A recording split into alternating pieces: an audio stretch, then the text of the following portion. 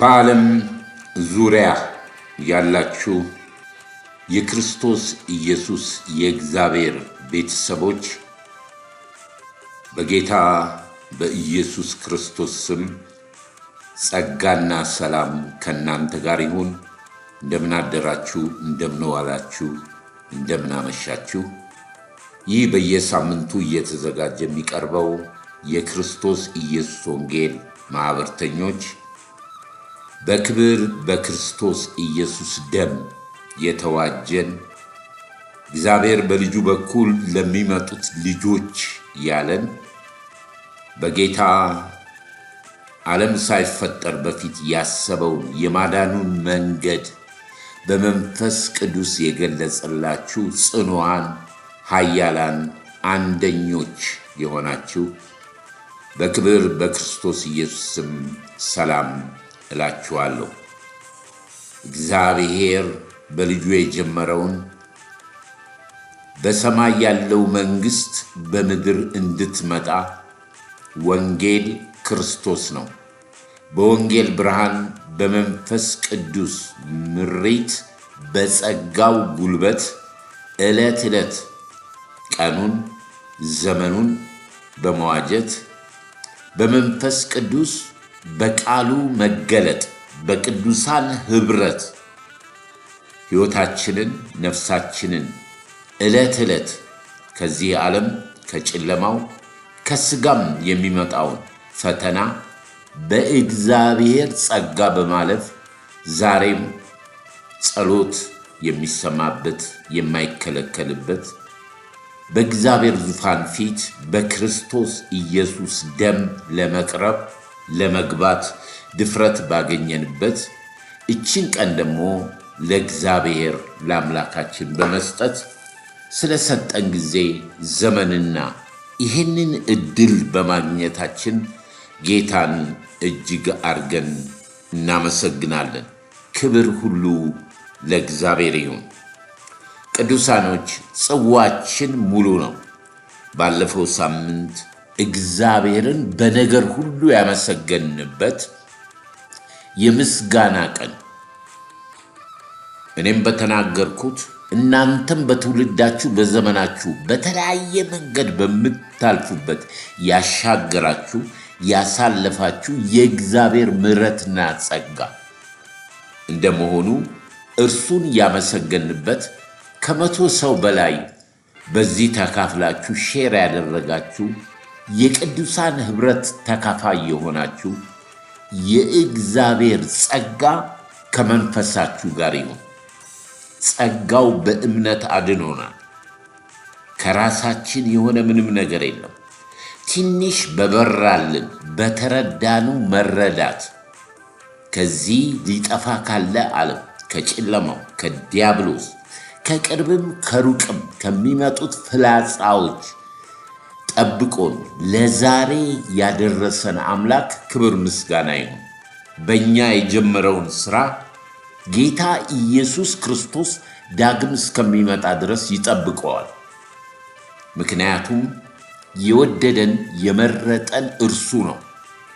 በተረዳንበት መረዳት በደረስንበት መንፈሳዊ ዕውቀት ከቅዱሳን ጋር ከእግዚአብሔር መንፈስ ጋር በዚህ በጨለማው ዓለም ውስጥ ብርሃን ሆነን በደረስንበት ሰዎች ወደ ሕይወት ወደ ክርስቶስ እንዲመጡ ወንጌልን ክርስቶስን የምናበስርበት ምንመሰክርበት ሚዲያ ነው። ስለዚህ ብዙዎች ሼር አድርጋችኋል፣ ሰብስክራይብ አድርጋችኋል። እውነትን በፍቅር በመግለጽ ከሚመጣው ጥፋትና ቁጣ ለመዳን ራሳችንን እየመረመርን ለተሰጠን ብርሃንና እውነት እስከ ሞት ድረስ የታመንኩን የክብር አክሊል ይጠብቅሃልና አንተ ብርቱ ኃያል ተብለህ እግዚአብሔር በሰጠ ጸጋ በጸጋው ጉልበት በእምነት በሚገኘው ገድል ውስጥ በማለፍ የእግዚአብሔር አምላካችንን ቃል በየሳምንቱ የምናስተላልፍበት በዚህ ሚዲያ የምትካፈሉት ጌታ ዘመናችሁን ይባርክ። ጌታ ይባርካችሁ። በእውነት ነው የምለው። እኔ በቃሉ ነው የሚሄደው። ደካማ ነኝ። በድካሜም የሚያግዘኝ መንፈስ ቅዱስ አለ። አንዱ 30 አንዱ 60 አንዱ 100 ፍሬ ያፈራል። በሰማችሁት ቃል እስከ 100 ሰው በላይ ከደረሰ ጽዋችን ሙሉ ነው። አገልግሎታችን ከንቱ አይደለም። ለብቻዬ ያደረኩት ምንም ነገር የለም፣ አይሰራም። እኔነት የሚል ከሁሉ የበላይ ከፍ የሚል እንደዚህ አይነት የትዕቢት ነገር አይሰራም። የእግዚአብሔር ሥራ የሚሰራው በህብረት ነው፣ በአንድነት ነው። ስለዚህ እግዚአብሔር ዘመናችሁን ይባርክ። ዛሬም ልዩ የሆነ ጊዜ ይኖረናል። በማሰብ በማስተዋል በመንፈሱና በቃሉ በቅዱሳን ህብረት ሊገለጥ ወደ አለው መለኮታዊ በረከት የምንገባበት ዘመን ውስጥ ነን። አስተዋይ ነን። ማንም የፈለገውን ቢል በቃሉ ላይ የምንጨምረው የምንቀንሰው የለም። እግዚአብሔርንም የምናመሰግንበት ብዙ ነገር ስላለ ክብር ሁሉ ለኢየሱስ ይሁን። በጌታ ሰላም እላችኋለሁ። አትፍራ ስትለኝ እኔ ያለው ያልከኝ ልቤ እንዳይሰጋ ሁሌ ታጽናናኝ። አትፍራ ስትለኝ እኔ ያለው ያልከኝ ልቤ እንዳይሰጋ ሁሌ ስታጽናናኝ። እዚህ ደርሻለሁ ምሕረት ከሄድ ነው መራራው ጣፍጦልኝ ሰልፉ ተበትኖ። እዚህ ደርሻለሁ ምሕረት ከሄድ ነው መራራው ጣፍጦልኝ ሰልፉ ተበትኖ። ብዙ ዘመን ራራህልኝ ብዙ ዘመን አባበልከኝ ብዙ ዘመን አጽናናኸኝ ብዙ ዘመን ተሸከምከኝ ብዙ ዘመን አሳለፍከኝ ብዙ ዘመን ራራህልኝ ብዙ ዘመን ይቅር አልከኝ ብዙ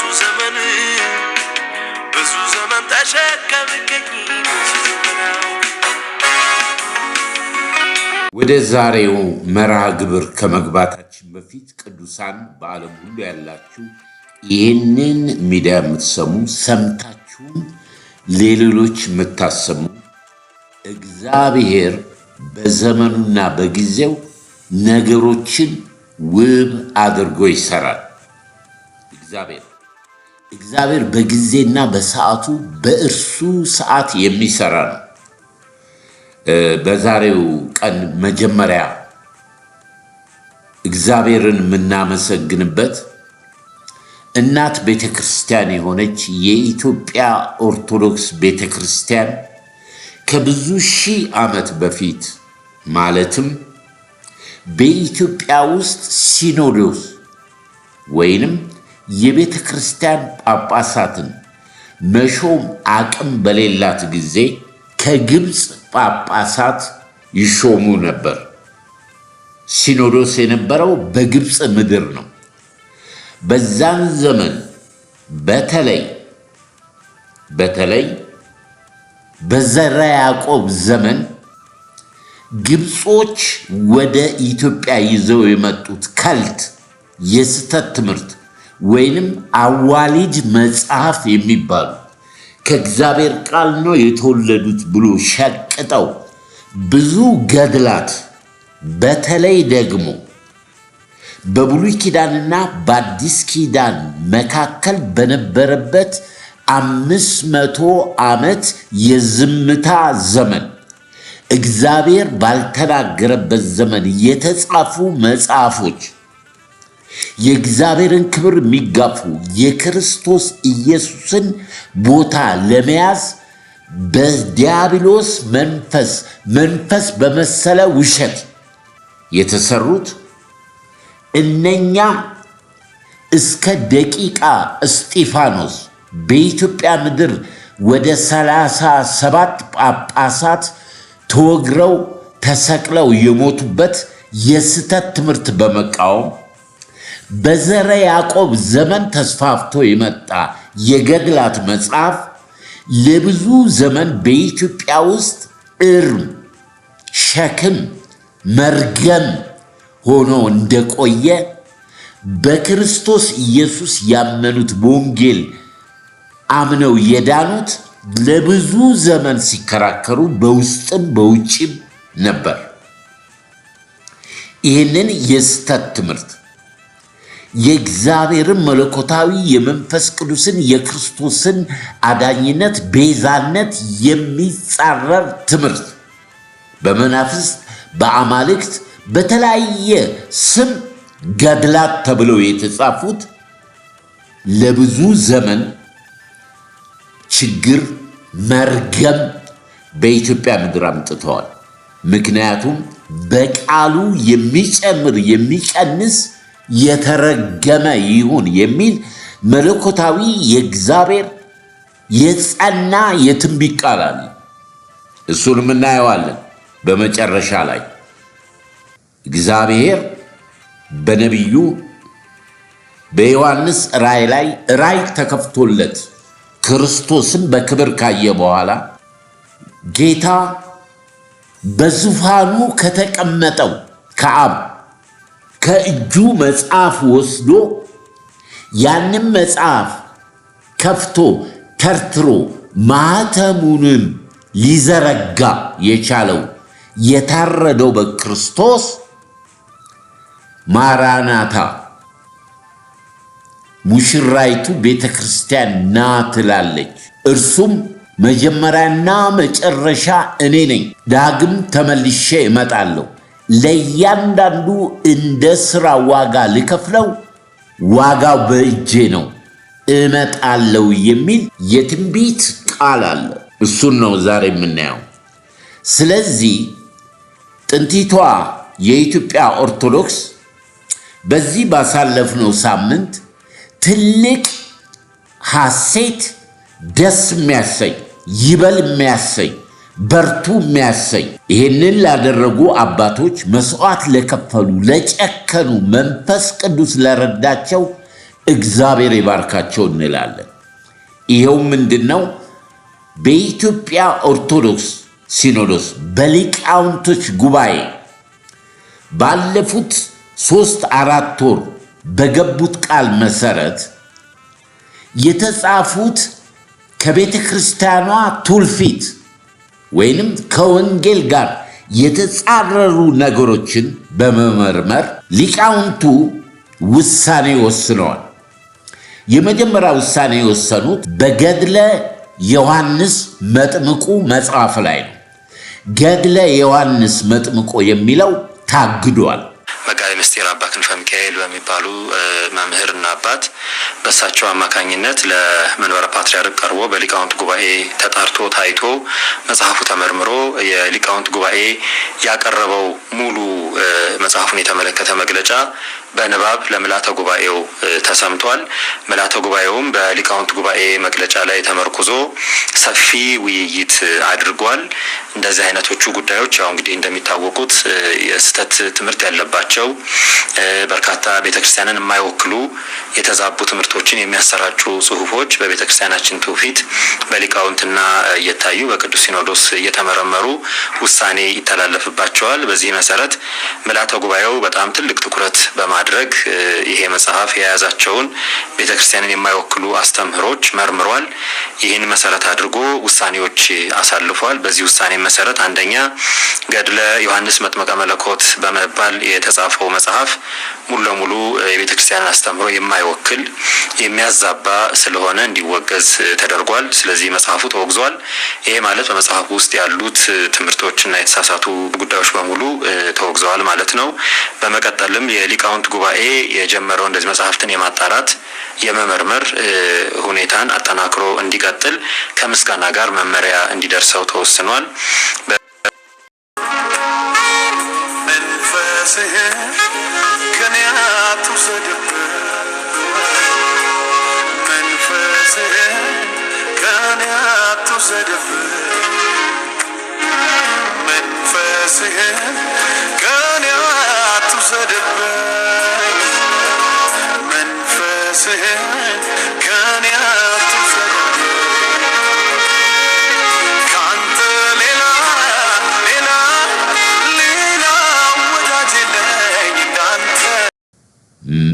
ቤተ ክርስቲያኗ አውግዛለች። ማንም እንዳይጠቀምበት እንዳያነብ ቤተ ክርስቲያኗን የሚወክል እንዳልሆነ ገድለ ዮሐንስ መጥምቁ ይሄ ቀላል ነገር አይደለም። እግዚአብሔርን እጅግ አድርገን እናመሰግናለን። ያለፈው ትውልድ አልፏል። ይህንን የምትሰሙ የእግዚአብሔር ፍቅር ያላችሁ በሞትና በትንሣኤው የተካፈላችሁ በዚህ ለታሰሩት ሰዎች ይሄንን የምስራች አዋጅ መናገር አለብን። የኢትዮጵያ ኦርቶዶክስ ገድለ ዮሐንስ መጥምቁን አግደዋል። ገድለ ዮሐንስ መጥምቁ በበዓላት ታቦት ሲወጣ በተለያየ መንገድ የሚደገም መጽሐፍ ነው። ቀላል አይደለም። ይሄ እርምጃ ደግሞ በሌሎቹ ገድላት ላይ እንደሚቀጥል የኢትዮጵያ ኦርቶዶክስ ሊቃውንቶች ስለተናገሩ እግዚአብሔር ስለረዳችሁ ለዚህ ለትውልዱ መዳኛ ስላረጋችሁ ይሄ መንፈሳዊ ብርሃን ስለበራላችሁ እግዚአብሔር ይባርካችሁ። እሰይ በርቱ የሚያሰኝ ነው። ነገር ግን ከፊታቸው ትልቅ ተግዳሮት አለ። ትልቅ መስዋዕት ያስከፍላል። ምክንያቱም እንደነ ዘበነ ለማ እንደ ሌሎቹ ገድላትን የማይቀበል ኦርቶዶክሳዊ መሆን አይቻልም የሚለውን ነው ያፈረሱት ሊቃውንቶቹ። ዘበነ ለማ ወይንም ሌሎቹ ከክርስቶስ ደምና ከክርስቶስ መለኮታዊ ቃል የበለጠ ለድርጅት ለመዋቅር ለሕዝብ ነፍሳት የማያዝኑ የሲኦል የደሊላ የኤልዛቤል የበለዓም መንፈስ ያለባቸው ሐሳቾች ሰዎች ስራችሁ ፈረሰ። ገድላት የማያነብ በገድላት የማያምን ኦርቶዶክስ ሳይሆን ጥሩ ጴንጤ መሆን ይችላል ብሎ ዘበነ ለማ አሁን እፈር፣ ንስሐ ግባ፣ አባቶችን አክብር። ነገር ግን ትልቅ ነገር አለ። ይሄ ስራ በእውነትና በመንፈስ የእግዚአብሔርን ቤት ጥንቲቱ ቤተ ክርስቲያን ወንጌል የምትሰብከው ወደ ጥንቱ ከተመለሰች ከፊታቸው ትልቅ ተግዳሮት አለ። ትልቅ ዋጋ ያስከፍላቸዋል። ገድላትን በሙሉ አስወግደው በወንጌል ብቻ በተሰጠው ለሐዋርያት ለደቀ መዛሙርቱ በተመሰረተው መሰረት በክርስቶስ ኢየሱስ በመንፈስ ቅዱስ በሚሆን መገለጥ ክርስቶስን ብቻ የሚሰብኩ ከሆነ ገድላትን ሁሉ እንዲህ ካደረጉ በፊት ለፊታቸው ያለው ታቦት የሚባለውንም ያጸዱታል። ይሄ ከፊታቸው ያለ ነው። የዚህ የገድላት መጥረግ በኢትዮጵያ ኦርቶዶክስ ከፊት ለፊታቸው ያለ ለዘላለም እስር የሆነ ቀንበር የሆነ የሙሴ ሕግ መጋረጃ የሆነባቸው እንኳን ለኢትዮጵያ ኦርቶዶክስ ለአይሁድ ለእስራኤል አይሁዶች መጋረጃ ቀንበር የሆነባቸው ሕጉ ኃጢአትን የሚገልጥ ኃጢአት ደግሞ ሞትን እንደሚያመጣ ከሕግ አርነት ነፃ ወጥተው በክርስቶስ ኢየሱስ በጸጋው በወንጌል ብርሃን በመንፈስ ቅዱስ ብቻ የሚመሩ ከሆነ ገድላትን ጨርሰው ወደ ታቦቱ ሰው ሰራሽ ምንም እንበለው ምንም እንጻፍበት በአዲስ ኪዳን ታቦት የለም። ታቦት ክርስቶስ ነው። የሕጉ ፈጻሚ የሆነው ክርስቶስ ነው። ሊመለክ፣ ሊወደስ፣ ሊዘከር፣ ሊሰገድለት፣ ሊጠራ የሚገባው አንድና አንድ ክርስቶስ ኢየሱስ ብቻ ነው። ወደዛ ነው የሚሄዱት። ፍርሃት አለኝ። ለፕሮቴስታንት አማኞች ፍርሃት አለኝ። ምክንያቱም በዚህ ዘመን ወንጌል ሳይሆን ክብር፣ ብልጽግና በሚሰብኩበት ዘመን መጽሐፍ ቅዱስ ግን ያስጠነቅቃል። ፊተኞች ኋለኞች ይሆናሉ፣ ኋለኞች ፊተኞች ይሆናሉ። ይህንን በዘመናችን እግዚአብሔር ያደርጋል። የተናቁት፣ የተሰደቡት፣ የተተቹት በዚህ በጀመሩት ሁኔታ ወደ ክርስቶስ ኢየሱስ ከደረሱና እኛ ደግሞ ከብልጽግና ደግሞ ውሃ ከሌለው ዳመና ሐሰተኛ ነቢያት ምድር የሚሸቱ ከክርስቶስ ወንጌል የተፋቱ በነኚህ በአባቶች ወደ እውነት በመጡት እግዚአብሔር ሊያሳፍረን ይችላል። ፊተኞች ኋለኞች፣ ኋለኞች ፊተኞች ይሆናሉ። ይህንን ያደረገ እግዚአብሔር እናመሰግናለን። በኢትዮጵያ ኦርቶዶክስ ያላችሁ ሊቃውንቶች፣ አባቶች፣ ይህን የምትሰሙ ቅዱሳኖች እንግዲህ ቤተ ክርስቲያኗን የማይመጥን ወንጌልን የማይመጥኑ ናቸው ገድላት። በተለይ ገድለ ዮሐንስ መጥምቁን ዋናው፣ ከዛ አለ መጥቆሪያ አለ፣ ብዙ ገድላቶች አሉ ክርስቶስን የሚቃወሙ። ይህንን ማጽዳት ከጀመራችሁ በዘመናችሁ የእግዚአብሔርን የክርስቶስን የደሙን ኃይል የጸጋውን ጉልበት አስተላልፋችሁ በእግዚአብሔር ፊት አንድ ቀን ስትቀርቡ የማታፍሩበት ታላቅ መለኮታዊ አክሊል ሽልማት ከእግዚአብሔር ከልጁም ከክርስቶስ ኢየሱስ ከሚመጣው ሺህ መንግሥት ተካፋዮች ናቸው። ስለዚህ ማስተዋል አለብን። ገድላት የሚባሉ አዋሊድ መጽሐፍ የሚባሉ በኢትዮጵያ ኦርቶዶክስ እያጸዱ ስለሆነ ልንጸልይላቸው፣ ልናበረታታቸው ይገባል። አባቶች በዚህ ላይ ዋጋ የከፈላችሁ ቆርጣችሁ የተነሳችሁ የክርስቶስ ኢየሱስ ባሪያዎች አገልጋዮች ለሆናችሁ እግዚአብሔር በልጁ በክርስቶስ ኢየሱስ ጸጋውን መንፈሱን ጨምሮ ይስጣችሁ። ትልቅ ነገር ነው ይሄን መስማታችን። ካሁን በፊት ብያለሁ፣ ወንጌልን ብትሰብኩ ማንም ከእናንተ የሚሸሽ የለው። ለዚህ ውሳኔ የደረሱበትን ብፁዕ አባታችን አቡነ ማትያስ የኢትዮጵያ ኦርቶዶክስ ሊቀ ጳጳስ የተናገሩት ትልቅ ነገር አለ። አንደኛ እየፈለሰ የሚሄደው ምዕመን ቁጥር በዛ። ከዚህ ሃይማኖት ከኦርቶዶክስ ወደ ሌላ ሃይማኖት የሚሄደው የሚፈልሰው ቁጥሩ በዝቷል። ቤተ ክርስቲያን አንዳንድ ቦታ እየተዘጋ ነው። ስለዚህ ውስጣችንን እንፈትሽ ብለው እዚህ ደረጃ ላይ ደርሰዋል።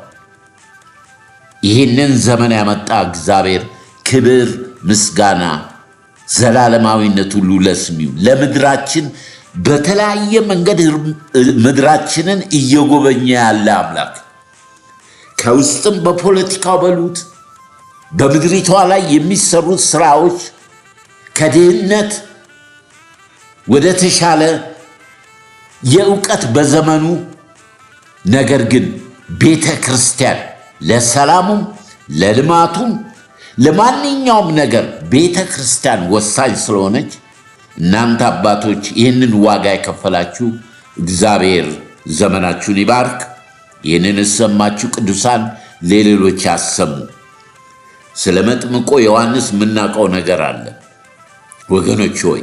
ይሄ ገድል በሁሉ ስፍራ በበዓላት በሉት ታቦት ሲወጣ በሉት በተለያየ መንገድ የሚደገም መጽሐፍ ነው የታገደው።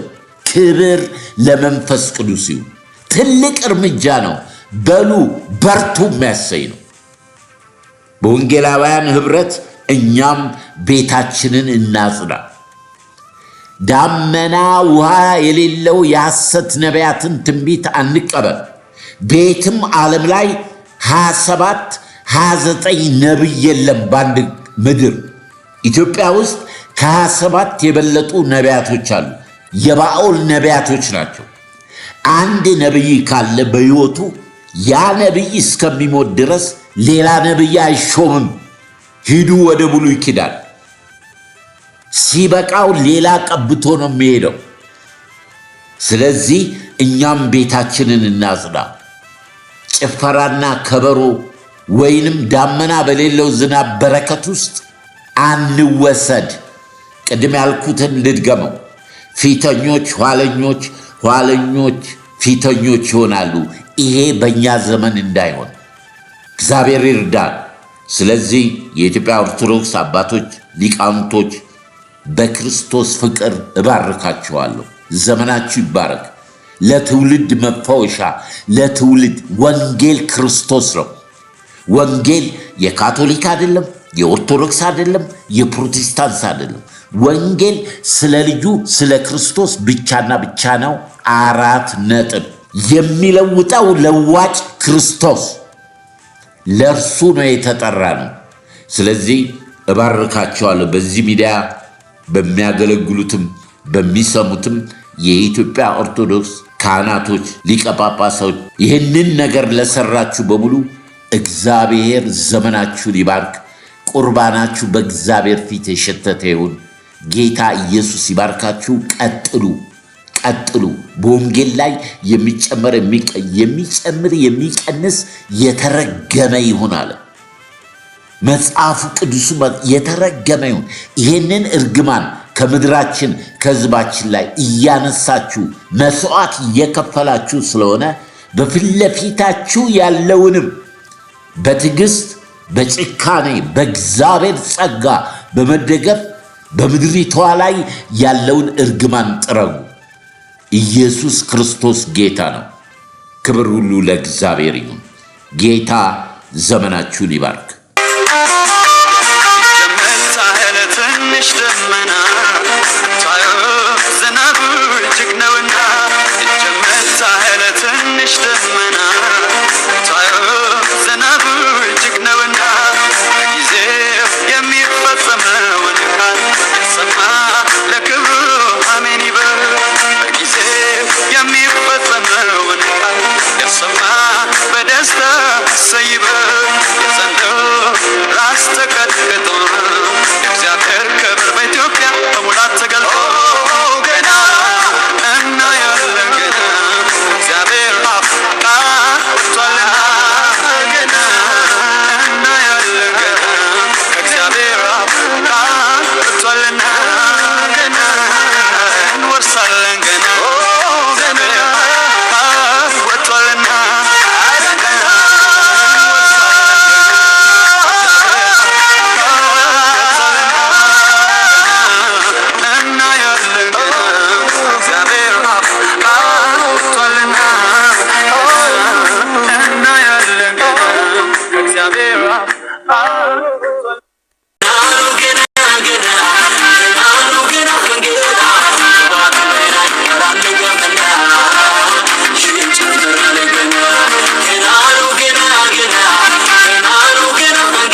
ክብር ሁሉ ለእግዚአብሔር ይሁን።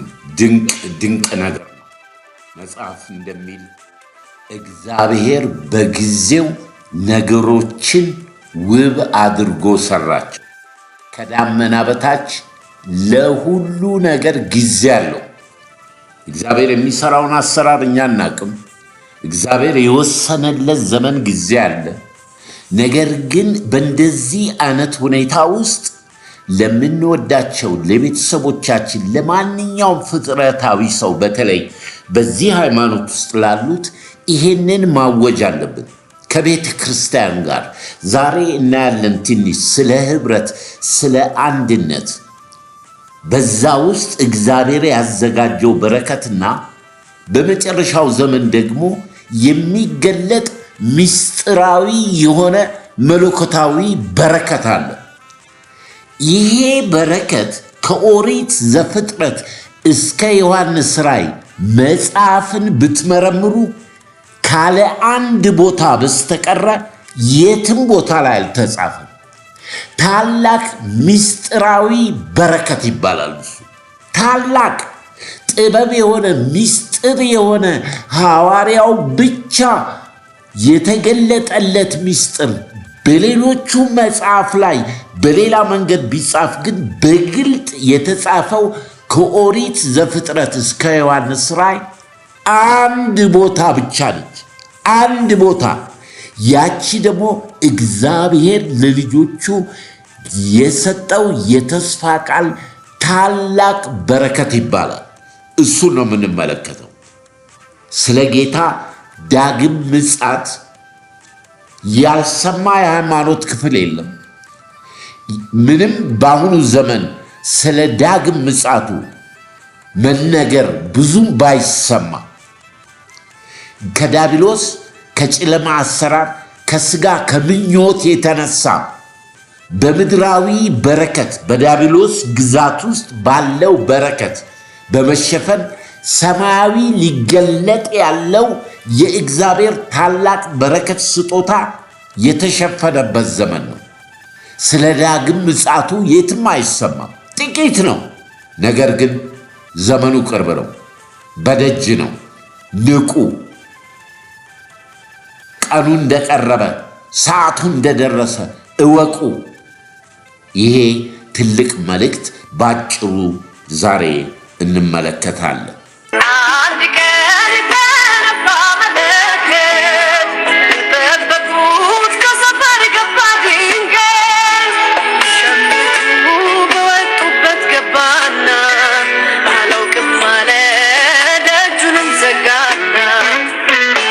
ቃልና ናብራ መብራቴ ናሰናዳ ይበር ጎጆዬ፣ ሽራዬ እንዳትቆም ከደኔ፣ በሩን ልክፈት ልነሳና ማልጄ። ናናና ሙሽራ አንድ ቀን ተነፋ መለከት፣ የጠበቁት ከሰፈር ገባ ድንገት። ሸምቱ በወጡበት ገባና አላውቅም አለ፣ ደጁንም ዘጋና። ቃልና ናብራ መብራቴ ናሰናዳ ይበር ጎጆዬ፣ ሽራዬ እንዳትቆም ከደኔ፣ በሩን ልክፈት ልነሳና ማልጄ። ክብር ሁሉ ለእግዚአብሔር ይሁን። ወደ ዛሬው አጭር መልእክት ስናልፍ የመጨረሻው ክፍል የዮሐንስ ራእይ ምዕራፍ 22 ላይ ከ16 ጀምሬ አነባዋለሁ። በጌታ በኢየሱስ ክርስቶስ ስም እኔ ኢየሱስ በአብያተ ክርስቲያናት ዘንድ ይህንን እንድመሰክርላችሁ መልአኬን ላኩ። እኔ ዳዊት ሥርና ዘር ነኝ፣ የሚያበራም የንጋት ኮከብ ነኝ። መንፈሱና ሙሽራይቱ ና ይላሉ፣ የሚሰማም ና ይበል።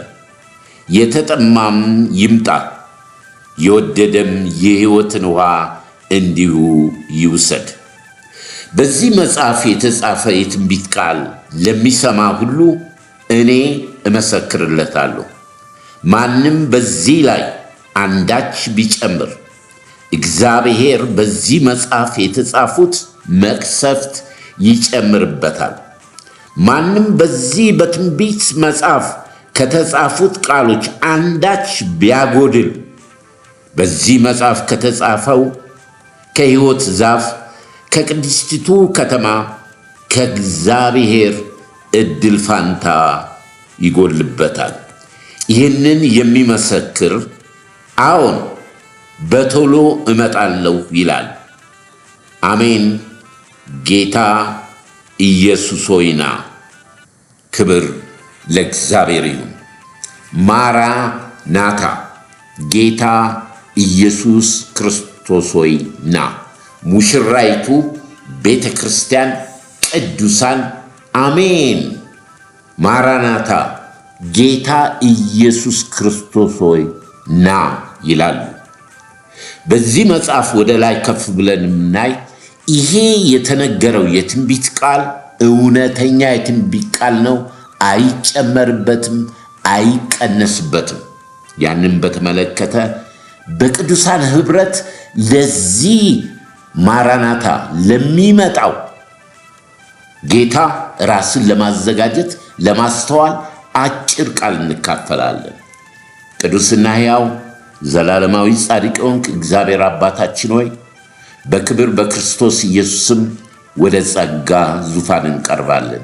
ልጆችሽ ከእግዚአብሔር የተማሩ ይሆናሉ፣ የልጆችሽም ሰላም የበዛ ይሆናል ተብሎ እንደተጻፈ ጌታ ክርስቶስ ኢየሱስ ሆይ ካንተ ወስዶ ለእኛ የሚያስተምረን አስተማሪ መንፈስ ቅዱስን ስለላክልን ከየቃሉ አንዳንድ ምርኮ ዘመኑን፣ ጊዜውን፣ እኛነታችንን ያለንበትን ከተሰጠን የጸጋ ጉልበትና መንፈስ የተነሳ ራሳችንን መርምረን ዘመኑን መርምረን ከወዴት እንደሆንን መንፈስ ቅዱስህ እንዲያስተምረን ራሳችንን ላንተ አሳልፈን እንሰጣለን። በዚህ ውስጥ የሳቱ የደከሙ የወደቁ ግራ የተጋቡ ካሉ የድጋሚማ አምላክ ነህና ወደ እውነት ሁሉ የሚመራው የእውነት መንፈስ ወደ ቃልህ፣ ወደ መለኮት፣ ወደ ፍጹም በረከት አንተ ለቤተ ክርስቲያን ለልጆች ወዳዘጋጀው ወደ መጨረሻው ጌታ ሆይ ስለምታደርሰን ክብሩን ላንተ አሳልፈን እንሰጣለን። ይህን የማይወድ የጠላት የጨለማ የአጋንንት የዚህ ዓለም መንፈስ በተለያየ ሁኔታ ቃልህን የሚበርዝ የሚያጣምም የቅዱሳንን የልጆችን የሚሰሙት ልብና አእምሮን የሚያጨልም የዚህ ዓለም መንፈስ በናዝሬቱ በኢየሱስ ክርስቶስ ስም የታሰረ ይሁን። ቅዱስ መንፈስ ይለቀቅልን። አስተማሪ መንፈስ፣ አጽናኝ መንፈስ፣ አሳሳቢው መንፈስ ጌታ እግዚአብሔር ሆይ ካላንተ ምንም ልናደርግ አንችልም። አንተ ደግሞ ፍቅር ነህ፣ ሩህሩህ ነህ ጌታ ሆይ።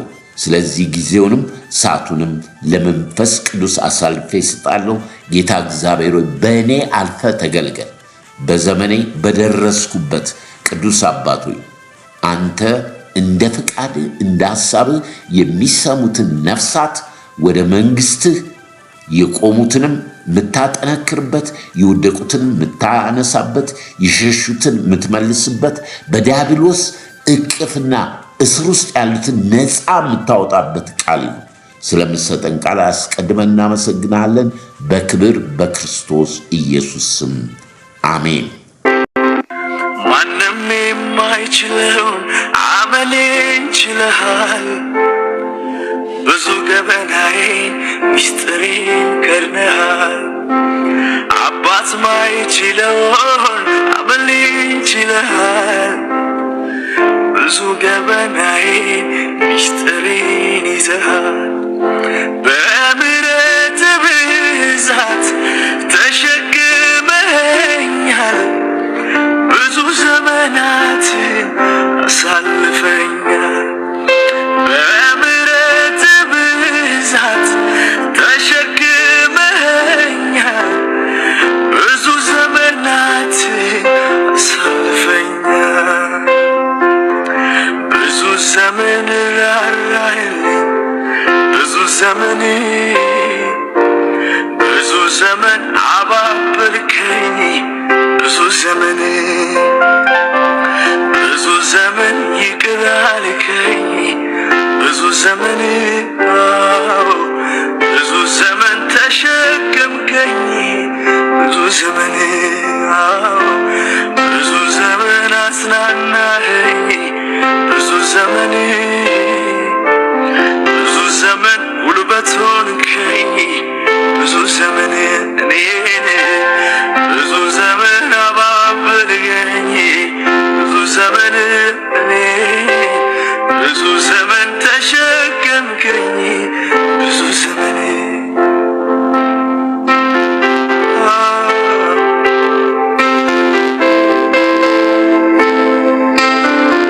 ክብር ሁሉ ለእግዚአብሔር ይሁን።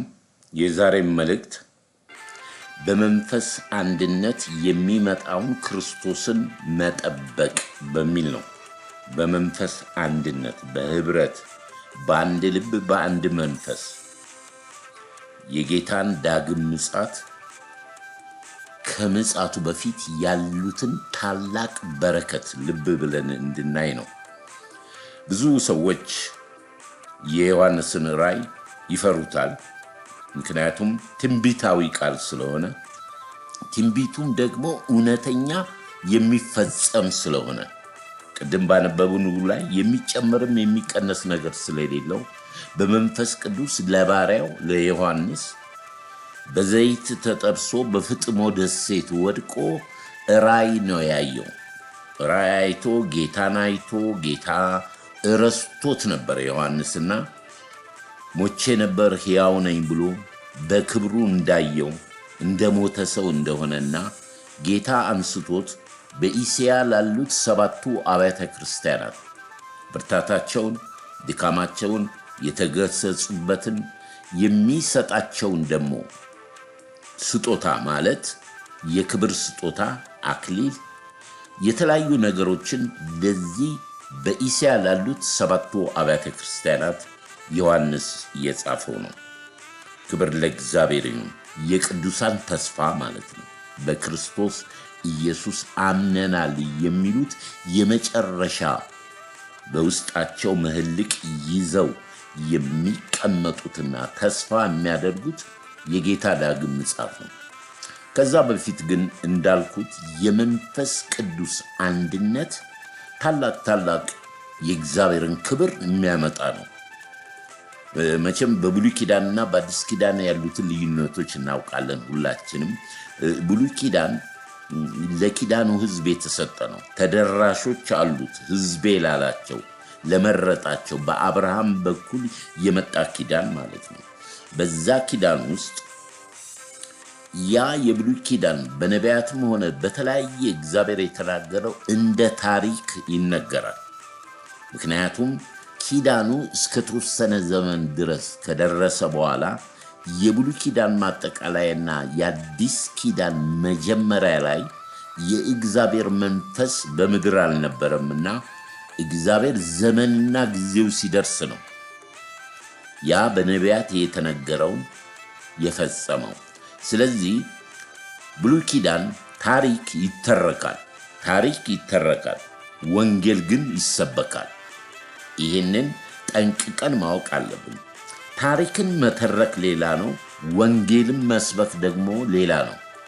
ምክንያቱም ልዩነቱ ትልቅ ነው።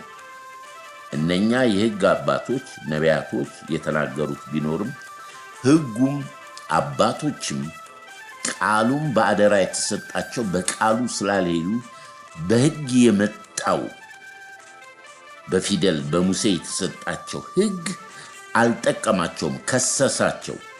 በስጋቸው መስራት መገዛት ያንን ማድረግ ስላልፈጸሙ ሕግ በእነሱ ላይ ነክሶ ሕግ ያመጣው ኃጢአት ሞትን አስከተለ።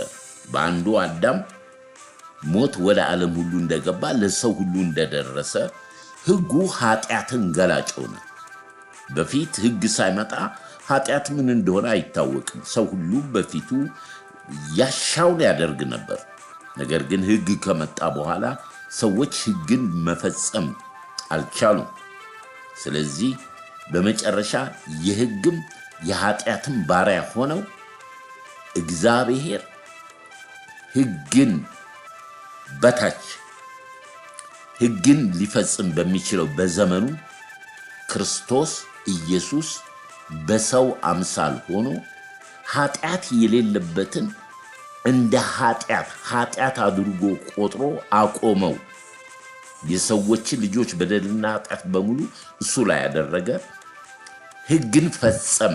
ሕጉ የሚያስከፍለውን የኃጢአትን ዋጋ ሞት ስለሆነ ሞትን በሞቱ ቀጥቶ በእርሱ የሚያምኑ ሁሉ የዘላለም ሕይወት እንዲኖራቸው እንጂ እንዳይጠፉ እግዚአብሔር አንድያ ልጁን በመስጠት ደስ ተሰኘ። ስለዚህ ሰው የሚድነው በኢየሱስ ክርስቶስ በእምነት ብቻ ሆነ። ስለዚህ የብሉይ ኪዳን ታሪክ ይተረካል፣ የአዲስ ኪዳን ወንጌል ይሰበካል። በስብከት ሞኝነት የሚያምኑ እነኚህ የእግዚአብሔር ልጆች ናቸው። ስራን የማይጠይቅ ማለት ነው። ጸጋ ነፃ ስጦታ ነው። በዚህ ነፃ ስጦታ ሰው በእምነት ተቀብሎ እንደ አብርሃም አመነ፣ እምነቱ ጽድቅ ሆኖ እንደተቆጠረለት በክርስቶስ ኢየሱስ የሚያምኑ በሙሉ በእርሱ ሥራ በማመናቸው ጽድቅ ሆኖ እንደተቆጠረላቸው እነርሱም ደግሞ በምድር በክርስቶስ ያመኑት ጌታ ያደረገውን ከመጀመሪያ እስከ መጨረሻ ያንን በመቁጠር ጽድቅን ይቆጥራሉ። በሰማይ የሚጠብቃቸው በእግዚአብሔር የተቆጠረላቸው ጽድቅ እነሱም በምድር ደግሞ ጽድቅን ይቆጥራሉ። የተደረገላቸውን ቤዛነት ማለት ነው። ለሰው የማይቻለውን በሰው አምሳል መጥቶ የፈጸመውን ጌታ ማለት ነው። ይሄ ታላቁ ነገር ነው። ስለዚህ የብሉይ ኪዳኑ የነበረው የበግና የኮርማ ኃጢአትን የሚሸፍን ነው እንጂ ከኃጢአት አያነጻም። ይሸፍናል፣ ደግሞ እንደገና ያርዳሉ፣ ይሸፍናል። እግዚአብሔር በቃ አለ፣ በቃ። ስለዚህ ጌታ ኢየሱስ ክርስቶስ ያንን በመተካት የሰውን በሰው አምሳል በገዛ ደሙ ወደ ቅድስተ ቅዱሳን በመግባት እግዚአብሔርን ደስ ያሰኘ እግዚአብሔር መለኮት ክርስቶስ ነው። ኢየሱስ እርሱ ክርስቶስ ፍጹም ሰው ፍጹም አምላክ ነው። በዚህ በሁለቱ ላይ ያለውን ልዩነት ታሪክ ይተረካል፣ ወንጌል ይሰበካል። ለዚህ ነው ሐዋርያው ቅዱስ ጳውሎስ የተሰቀለውን ክርስቶስ እንሰብካለን አለ። ሌላ ወንጌል የለንም። ልብ በሉ። ምንም አይነት የሃይማኖት መልክ አንሰጠው። በቃ ወንጌል ይሰበካል። ብሉይ ኪዳን ታሪክ ይተረካል። ዘመን ነበረው፣ ተደራሾች ነበሩት። በተለያየ መንገድ እንደውም ዕብራውያን እንደሚነግረን በጥንት ዘመን ለአባቶቻችን እግዚአብሔር በተለያየ መንገድና ጎዳና ከተናገረ በኋላ ዓለማትን በፈጠረበት በመጨረሻው ዘመን ለምንገኝ ለእኛ በልጁ በክርስቶስ ኢየሱስ በኩል ተናገረ። የልጁ የኢየሱስ ክርስቶስ መልእክት ወንጌል ነው። ወንጌል ይሰበካል። ሌላ የሚሰበክ ምንም ነገር የለም። ስለዚህ ምናልባት ወደ ወንጌሉ መጀመሪያ ላይ ስንገባ የጌታ ታሪክ ውልደት በጣም አጭር ነች። በአጭር በ5 ደቂቃ በ10 ደቂቃ ልገልጡት ትችላላችሁ። መልአኩ መጣ፣ ወደ ቅድስት ድንግል ማርያም አበሰራት። እሷም በመንፈስ ቅዱስ አረገዘች፣ ወለደች። በ8ኛው ቀን ተገረዘ። በ12 ዓመቱ ወደ መቅደስ ሄደ። በ30 ዓመቱ ተጠመቀ። 3 ዓመት ተኩል በምድር ላይ አገለገለ። አጭር ነች፣ ይቺ አጭር ነች። ነገር ግን ከዚህ የሚበልጠው በሕይወት ዘመኑ በ3 ዓመት ተኩል የሰራው ስራ ነው። የሰራው ስራ በማለዳ ተነስቶ ይህንን አደረገ። በነጋታው ወደዚህ ገብቶ ፈወሰ። በነጋታው ወደዚህ ወደ ኢየሩሳሌም ገባ። ወደ ሰማርያ ገባ። እውርን አበራ፣ ሙታንን አስነሳ። ስራው በምድር ላይ የሰራው ስራ አብን ደስ የሚያሰኝ የተሰጠውን ስራ ፈጽሟል። በምድር ላይ ውልደቱ ትንሽ ነው ታሪኩ። ነገር ግን የሰራቸው ስራዎች ጄኔሬሽን ቱ ጄኔሬሽን የሚቀጥሉ ናቸው። ለዛ ስራ ደግሞ አብ እንደላከኝ እኔም እናንተን እልካቸዋለሁ። ፓኬጁን ሮድ ማፑን ሰጥቶ 12 መርጦ ከ12ቱ አንዱ ይሁዳ እንደሆነ እናውቃለን። በጣም የሚገርመውና የሚደንቀው እነኚህ የተመረጡት 11ዱ ባህሪያቸው፣ አፈጣጠራቸው፣ አመለካከታቸው በፍጹም የማይግባቡ ሰዎች ናቸው። የጀመርንበት ምንድነው? የአንድ ልብና የአንድ ሐሳብ ነው። በፍጹም ማቴዎስን ከጴጥሮስ ጋር ልታገናኙ። ማቴዎስ ቀራጭ የገንዘብ ሚኒስቴር ነው። ጴጥሮስ ደግሞ አሳ አጥማጅ ነው። ሌሎቹን ብታያቸው እንደነ ማርቆስ አይነቱን እንደነ ሉቃስ አይነት በፖለቲካ የደረጁ በሮማውያን ዘመን በጣም ፖለቲከኞች የሆኑ እንደነ ቶማስ አለ፣ እንደነ ፊልጶስ አለ፣ እንደ ቀናተኛው ይሁዳ ለሃይማኖቱ በጣም የቀናለ ውስጣቸው በጣም 11ዱ ለምንም ነገር የሚግባቡ አልነበሩ፣ አይመጣጠኑ።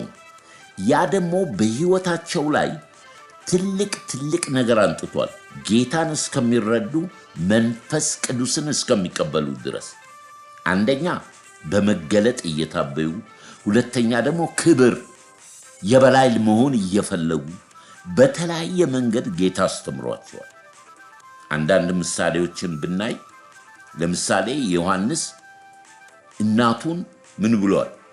ሂጂና ንገሪው ሲመጣ አንዳችን በቀኝ አንዳችን በግራ እንድንሆን ንገሪው። በዝምድና በምናምን ስልጣን የመፈለግ ነገር አንዳንዶች ደቀ መዛሙርት ውስጥ ያለ ህይወት ነው። በሌላ መንገድ ደግሞ በምናይበት ጊዜ በመገለጥ እንደነ ጴጥሮስ አይነት ሶስተኛ ሰማይ በላይ ሄዶ ጌታ ሲጠይቃቸው የሰው ልጅ ማን ትላላችሁ ብሎ ሲጠይቃቸው ጴጥሮስ በመገለጥ አንተ ክርስቶስ የሕያው እግዚአብሔር ልጅ ነህ በማለቱ በጣም ልቡ አብጦ ነበር። ነገር ግን 3 ጊዜ ካደው። ብዙ ማይስማሙ ናቸው ታውቃላችሁ። ነገር ግን ብዙ ነገሮች አሉ። በተለይ በራት ሰዓት ላይ እራት ከበሉ በኋላ ወገቡን አደግድጎ ማበሻ ጨርቅ ይዞ እግራቸውን ሲያጥባቸው ጴጥሮስ አታጥበኝም አለው። አንተ አታጥበኝም አለው። ትልቅ ትምህርት ነው ያለው።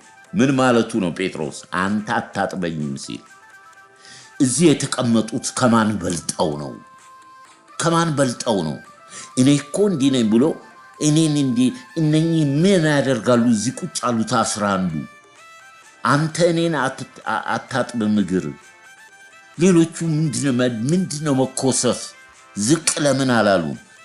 ከዛ ጌታ ግን እግርን ከታጠብክ ሰውነትን ታጥበሃል ብሎት ከዛ ጥያቄ ጠየቃቸው። ማን ነው የምትሉኝ ነኝ ሲላቸው መምህርና ጌታ አሉት። እኔን መምህርና ጌታ ካላችሁኝ እንግዲህ እናንተ እርስ በርሳችሁ እግር ተጣጠቡ፣ አንዱ ለአንዱ ዝቅ ይበል። ይሄ መንፈስ ይሄ በእያንዳንዱ ሰው ውስጥ 11 ውስጥ ያለው ከነሱ ሊወጣላቸው አልቻለም። ምክንያቱም እያንዳንዳቸው ድካም ነበረባቸው። የመጡበትም አሰራራቸው ብዙ ነገራቸው ቀናተኛ ውስጣቸው አለ፣ ቀራጭ ውስጣቸው አለ፣ ፖለቲከኛ ውስጣቸው አለ፣ አክራሪ የሃይማኖት ሰው አለ። ቀናተኛው ይሁዳ በጣም ለሃይማኖቱ የሚቀና። ስለዚህ እነኚህን በህብረትና በአንድነት ያደረገው ጌታ ከመሄዱ በፊት ምን አላቸው?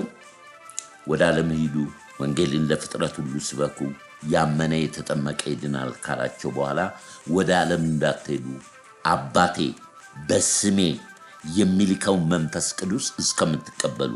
ክብር ለመንፈስ ቅዱስ። በማን?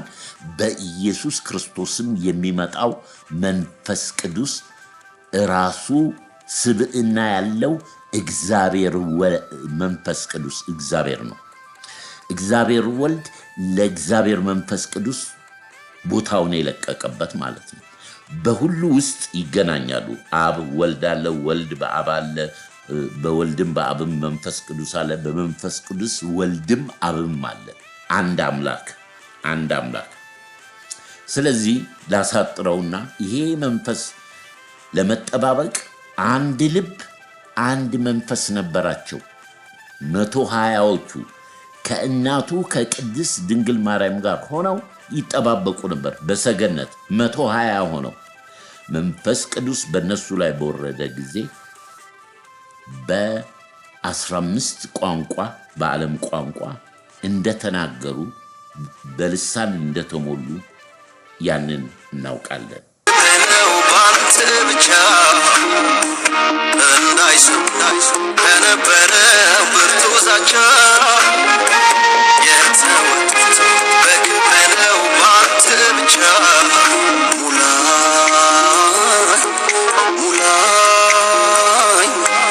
ሙላኝ ጌታ መንፈስህ ሙላኝ ጌታ መንፈስህ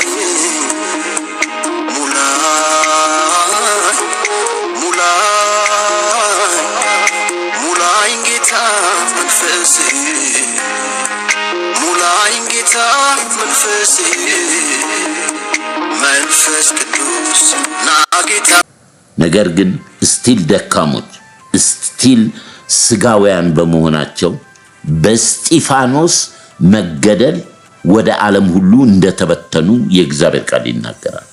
ከዚህ ቀጥሎ ያለው ነው እንግዲህ ስለ ህብረት አሁን በቤተ ክርስቲያን የምናየው ይሄ መንፈስ ቅዱስ ካልገለጠልን በመጽሐፍ ቅዱስ ጥናት በግላችንም ጥናት አካልና ህብረት ብልት ማለት ምን እንደሆነ ከመንፈስ ቅዱስ ከተሞሉ በኋላ የመጀመሪያው ስብከት ጴጥሮስ ይሰብካል። 3000 ህዝብ ወደ ጌታ ያመጣበት ማለት ነው። ጴጥሮስ ስናስበው የ3000 ህዝብ ማይክሮፎን የላቸውም፣ የድምጽ ማጉላያ የላቸውም።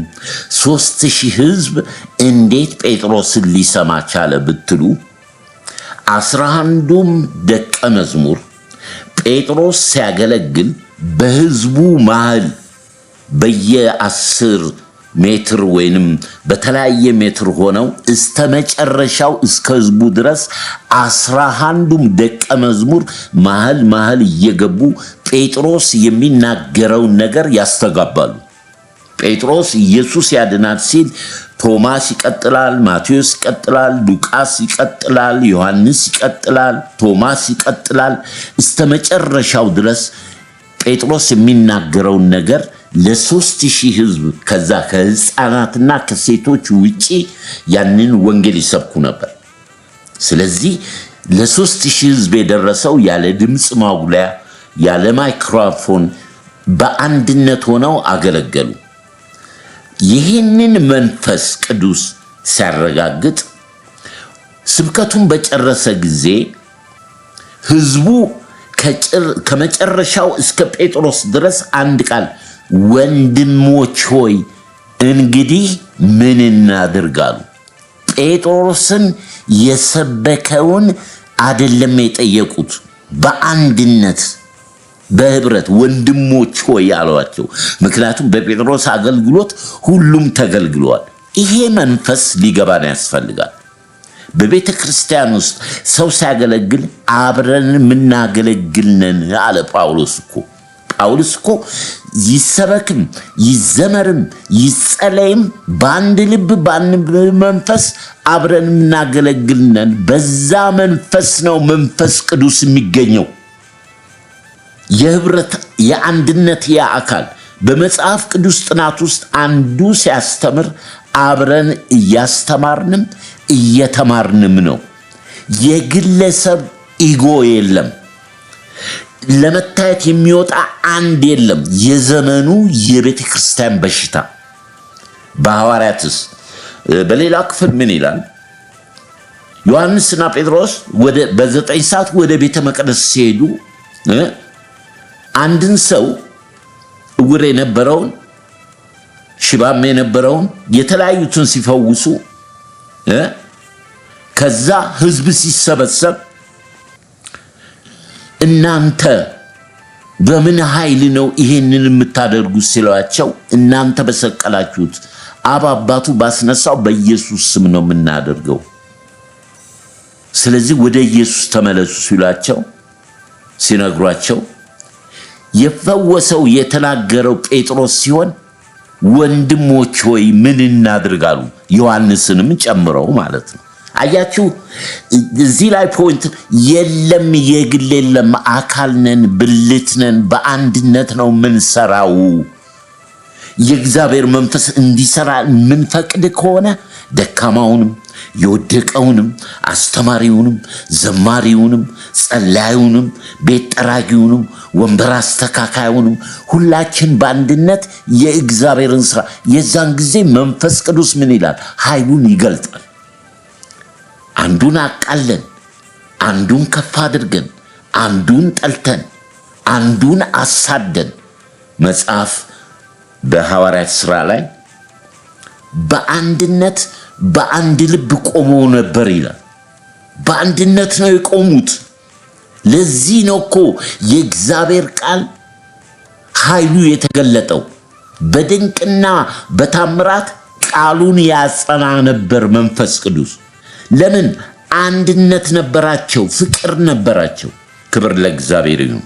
ልሻገር ከነኚህ ከ11 እንግዲህ ከቀናተኛ በሃይማኖት ቀናተኛ ታላቅ ስደት በምድሪቷ ላይ ተነስቷል። በአገልግሎታቸው ላይ እነሱን የሚያሳድዱ የሚያሳስሩ ሳኦል፣ ሐዋርያው ቅዱስ ጳውሎስ ለሃይማኖቱ የቀና እስጢፋኖስን ያስወገረ ያስገደለ በደማስቆ ጎዳና ሲሄድ ጌታ ኢየሱስ እንደተገናኘው እናውቃለን። ጌታም ዕቃዬን የሚሸከም ስሜን የሚሸከም ምርጥ ሰው ነው ብሎ ከቀናተኝነት ወደ እርሱ ለልዩ አገልግሎት ምርጥ ሐዋርያ ከነቢያት ጀምሮ እስከዚህ እስከተናገሩት ድረስ ሐዋርያውን ጳውሎስ የሚያህል ምርጥ ሐዋርያ የለም። የሱን መገለጥ ነው ምናየው ዛሬ። የመጨረሻውን የጌታ ምጽአት በምጽአቱ በፊት ያለውን ጳውሎስ ያየው በረከት እሱን ነው ምናየው። እሱ ከሌለን ዳተኞች፣ ፌዘኞች፣ ዘመኑን ማንዋች፣ ቀኑን ማይገባን፣ የቆምንበትን የረሳን ቀኖቹ ድንገት እንደሚመጡ እኔ የአባቴን ሥራ በቀን ሰርቻለሁ፣ ነገር ግን እናንተ የማትሰሩበት ቀን ይመጣል እንዳለ ያ እንዳይሆን ቀደም እናየው። ይህንን ጳውሎስን በሐናንያ ተጠመቀ። ሐዋርያቶቹን ባይቀበሉት መስክረው የክርስቶስ ኢየሱስ ስም ተሸክሞ ብዙ አገልግሎትን አገልግሏል። አሁን ወደ ምጽአቱ እንሂድ። የጌታ ዳግም ምጽአት ከብሉይ ኪዳን እስከ አዲስ ኪዳን ተነግሯል። በትንቢተ ሐጌ፣ በኢሳይያስ ላይ፣ በዮሐንስ ራእይ ላይ ጌታ እንደተናገረው ዳግም ይመጣል። የተናገረው ሁሉ ሆኗል። እወለዳለሁ ብሎ ተወልዷል። እሞታለሁ ብሎ ሞቷል። እቀበራለሁ ብሎ ተቀብሯል። እነሳለሁ ብሎ ተነስቷል። አርጋለሁ ብሎ አርጓል። ዳግመኛ ተመልሼ እመጣለሁ ብሏል። ማራናታ አሜን። ጌታ ኢየሱስ ሆይና ይመጣል።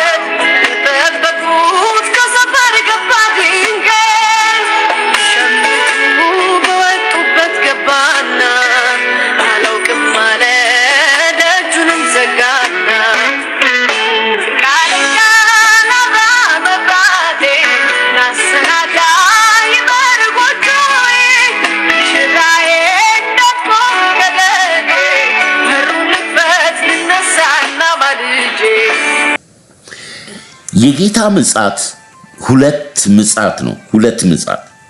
የመጀመሪያው ምጽአት ለቤተ ክርስቲያን ለዋጃቸው ለመረጣቸው ለልጆቹ ነው የሚመጣው። የቤተ ክርስቲያን መነጠቅ የሚባለው ለልጆቹ ነው የሚመጣው። በዛን ሰዓት ላይ ጌታ በመለከት ድምፅ ከሰማያት ወደ ሰማይ ወደዚህኛው ሰማይ ሲመጣ በታላቅ የመለከት ድምፅ ቤተ ክርስቲያንን ይወስዳል። ሁለተኛው ምጽአት ለአይሁድም ለአሕዛብም ነው። ያ ለፍርድ የሚመጣበት ነው።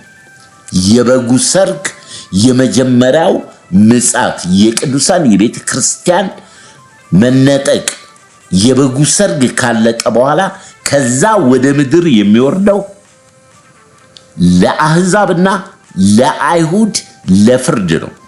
በዛን ጊዜ ወየውላቸው በምድር ለሚኖሩ ባይወለዱ ይሻላል። ይሄ ታላቅ ነገር ነው። ይሄ እንግዲህ ምጽአት በሐጌም ሆነ በኢሳይያስ በማቴዎስም ሆነ በራእይ መጽሐፍ ላይ የጌታ ዳግም ምጽአት ተነግሯል። ዳግም ይመጣል።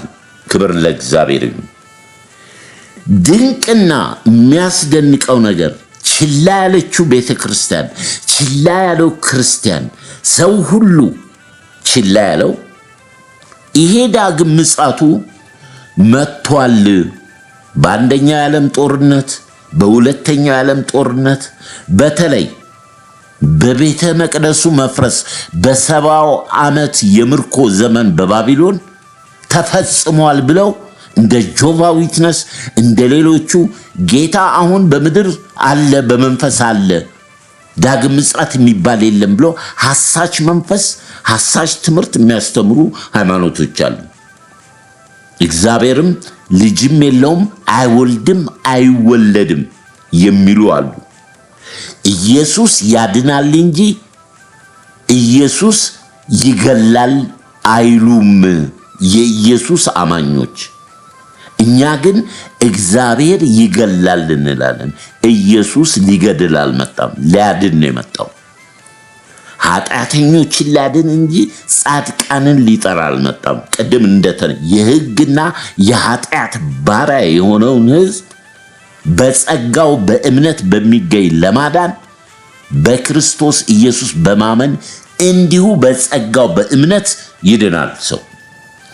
ይሄ እንደሆነ እንግዲህ አሁን ምጽአቱን ሁለቱን ካየን ከኦሪት ዘፍጥረት እስከ ዮሐንስ ራእይ የትም ቦታ ላይ አንብባችሁ የማታገኙት አንድ ቦታ ብቻ የተጻፈ አንድ ቦታ፣ ልብ በሉኝ ይሄን የምታዳምጡ ለሌሎችም ሼር የምታረጉ የምትጠብቁት እውነት በክርስቶስ ደም የተዋጃችሁ ነፍሳችሁ ክርስቶስ ኢየሱስ በአብ ቀኝ በተቀመጠበት የተሰወረች የትንሣኤው ተካፋዮች ሆናችሁ ልብ በሉ።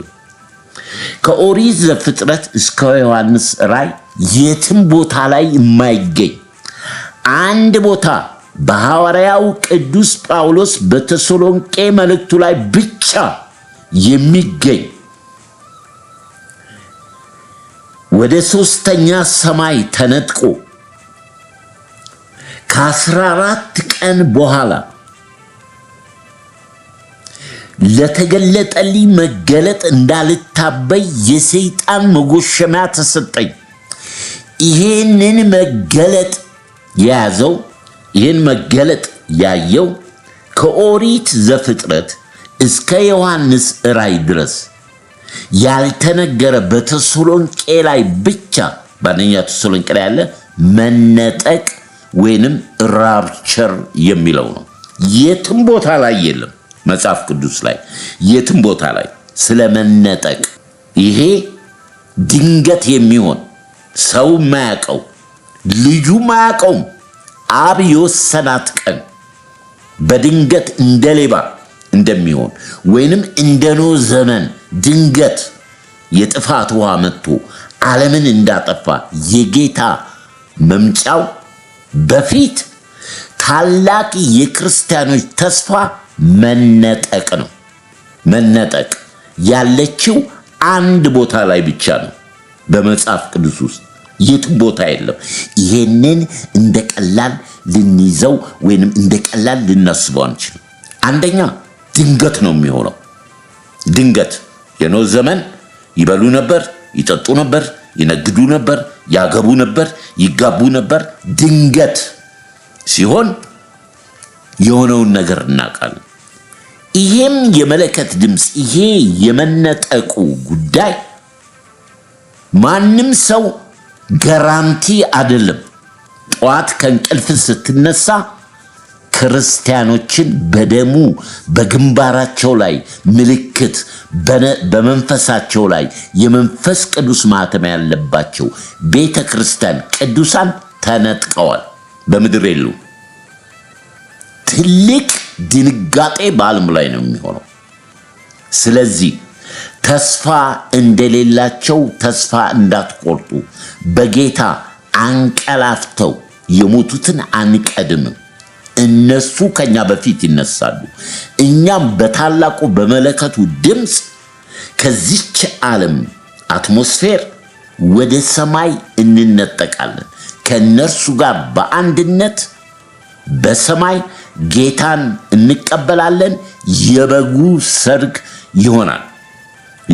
የበጉ ሰርግ 7 ዓመት ሰርግ ጌታ ኢየሱስ እግዚአብሔር አብ ያዘጋጀው ያ ሰዓት በ7 ሱባኤ የተከፈለ በምድር ላይ ትልቅ መከራ ችግር የሚሆን ለዛ ምልክት ጌታ አስተምሯል።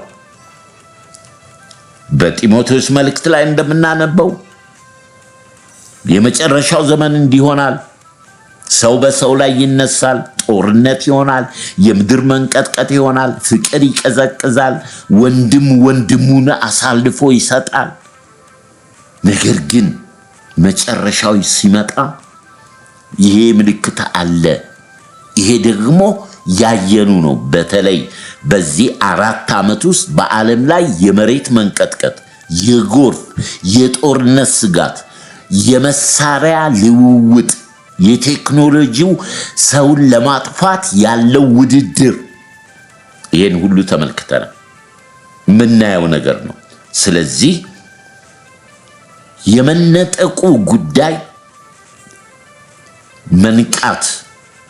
መንቃት ሌሊቱ አልፎ ቀኑ ቀርቧል። መዳናችን ደህንነታችን ቀርቧል። ፍጹም የሚሆንበት ጌታን የምንቀበልበት። ስለዚህ መቅረጻችን የሞላ ጸሎት፣ ከቅዱሳን ጋር ህብረት፣ የመጽሐፍ ቅዱስ ጥናት፣ ፍቅርን፣ መዋደድን፣ ይቅር ባይነትን፣ ፍጹም ተንኮል የሌለበት የወንድማማች መዋደድ፣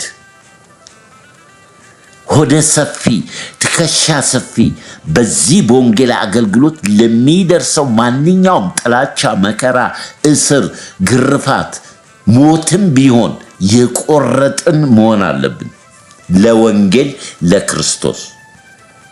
አንደኛ የመንፈስ አንድነት፣ ሁለተኛ በቃሉና በመንፈሱ ተሞልተን የሚመጣውን ጌታ በትጋት መጠበቅ። ለመነጠቅ ሲመጣ፣ ሁለተኛው ሲመጣ ከበጉ ሰርግ በኋላ የወጉትም ሁሉ ያዩታል። የተሳለቁበት፣ የነገዱበት ሐሰተኛ ነቢያት፣ አጨብጫቢው በሙሉ የ1000 ዓመት መንግስት እስከሚያልፍ ወደ ተዘጋጀላችሁ ሲኦል ባህር ግቡ ተብለው ሐሰተኛ፣ ተሳዳቢ፣ ዘፋኝ እነኚህ በሙሉ ከሐሰተኛ ነቢያት ጋር ያሉት የባኦል፣ የኤልዛቤል፣ የደሊላ፣ የበለዓም፣ የአማልክት የተለያየ ፍጡር አምላኪዎች ከነ አማልክቶቻቸው ይወረወራሉ። የክርስቶስ ኢየሱስ የሆኑት ብቻ በበጉ ሰርግ ላይ ወገቡን ታስሮ ወገቡን አገልድሞ ብሉልኝ፣ ጠጡልኝ የአባቴ ብሩካን። ይሄ እኮ እምነት የሚጠይቅ ነው። እምነት ይጠይቃል። ከዳንበት ይልቅ መዳናችን ወደኛ ወደ ሞት ወደ ምጽአቱ ሆኗል። የጌታ ምጽአት የምታስቡ ወገኖች ካላችሁ መነጠቁ በረከት ነው። እሱ ነው ዛሬ የምናገረው። ከምጽአቱ በፊት ያለው በረከት ከዚህ ዓለም ከጨለማው ለዘላለም ልጆቹን የሚሰበስብበት መነጠቅ አለ፣ መወሰድ አለ። አብሮ ተኝተ አንዱን ሊያጣ ይችላል። ቢሮ ውስጥ ያላችሁ፣ አውሮፕላን የሚነዳ በቃ ዓለም ታይቶ የማይታወቅ ትርምምሱ ነው የሚወጣው። በቃ ሰዎች ጠፉ፣ ህዝብ ጠፋ፣ ወዴት ሄዱ? የዛን ሰዓት ላይ የእግዚአብሔር ቃል በጣም የሚገርም ቃል ይናገራል። ምንድነው የሚገርመው? ሰዎች ሞትን ይናፍቃሉ ግን አያገኙትም። ለመሞት ይፈልጋሉ። ሞትን ፈልገው የለማ ሞትን ፈልገው አያገኙትም። የጻድቃን ሞት በዛን ጊዜ በመሰዋት ነው። ስለዚህ ነው የእስራኤል 12ቱን ነገዶች 120 እያደረግ በግንባራቸው ላይ ማህተም ምታለው። ለእስራኤል ለ1000 ዓመት መንግስት ወንጌሉን የሚሰብኩ በግንባራቸው ላይ ማህተም የታተመ 120 ከየነገዱ አትሞ በኤልያስና በሙሴ መንፈስ የክርስቶስን መንግስት ይሰብካሉ። ዛሬ የሚሰበከው የጸጋ ወንጌል ነው። ነፃ ነው። አዳኝ ክርስቶስ ኢየሱስ ብቻ ነው። መዳን በማንም ስለሌለ ማንም አይጨመርም። ስለዚህ ያንን የሚሰብኩት በአርማጌዶን የኤፍራጥስ ወንዝ ደርቋል። የእስራኤልን ሁኔታ እያየን ነው። ዓለማት እየተሰበሰቡ ነው። በአፍሪካም ቀንድ በሉት በጎግ ማንጎግ ከራሻ አሁን ራሻ ሰሞኑን ያወጣችው መሳሪያ ዓለም ላይ የለም። ራዳር የማያየው ሚሳኤል የማይመታው። እንግዲህ ዕውቀት ሲበዛ ሰው ይጠፋል፣ በገዛ እጃቸው የሚጠፉበት ማለት ነው። ነገር ግን ምን ማራናታ ጌታ ይመጣል። አያስጨንቀንም። እኛ የምናምነው እናውቃለን። ስለዚህ የጌታን ምጽአት ስናስብ ለንጥቀቱ እንዘጋጅ።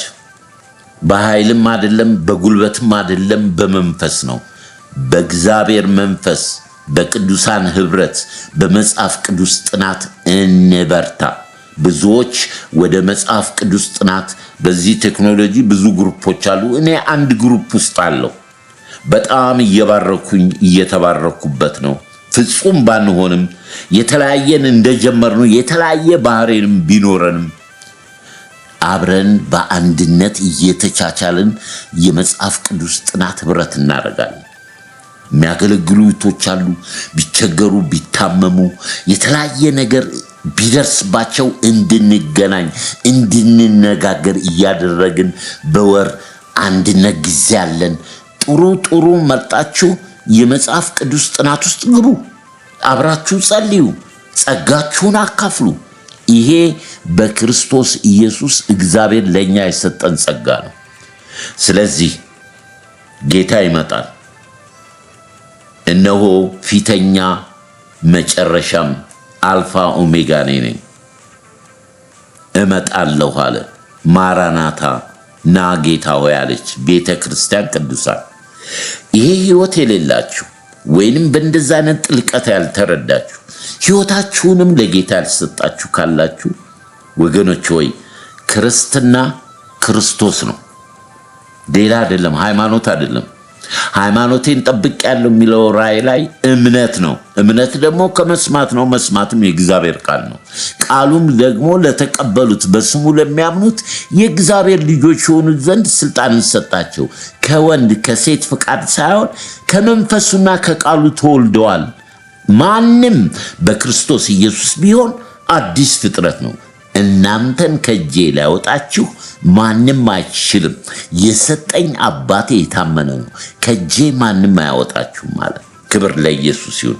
ብንደክም መንፈስ ቅዱስ አለ፣ የሚያበረታ ጸጋው አለ። ከኛ የሆነ ነገር አይደለም።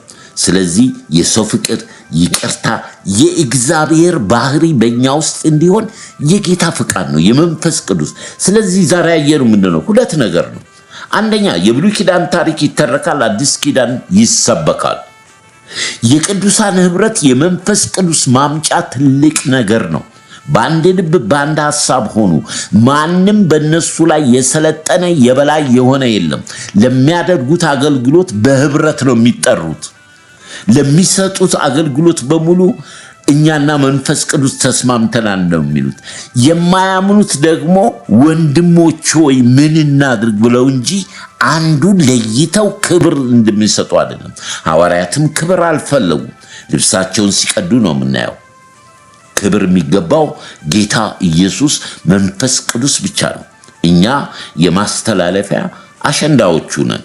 ስለዚህ ይሄ ጥበብ፣ ይሄ እውቀት በዚህ በመጨረሻው ዘመን በሰማችሁኝ ላይ በእያንዳንዳችሁ በሕይወታችሁ፣ በዘመናችሁ፣ በቤታችሁ፣ በኑሯችሁ ይገለጥ።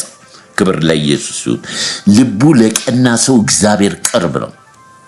እንደ እግዚአብሔር ያለ ማንም የለም። መዳን ደግሞ በማንም የለም፣ ክርስቶስ ኢየሱስ ብቻ። በዚህ መንፈስ ውስጥ ዛሬ ሕይወቴን ለዚህ ጌታ ሰጣለሁ።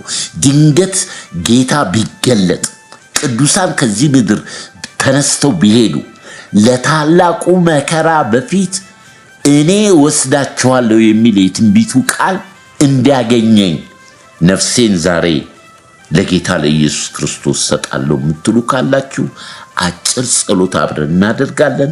ቀጥለን ደግሞ ቅዱሳን በደከምንበት በበረታንበት በማንኛውም ጉዳይ ላይ ነክተን የምንጠብቀው መነጠቅ ነው።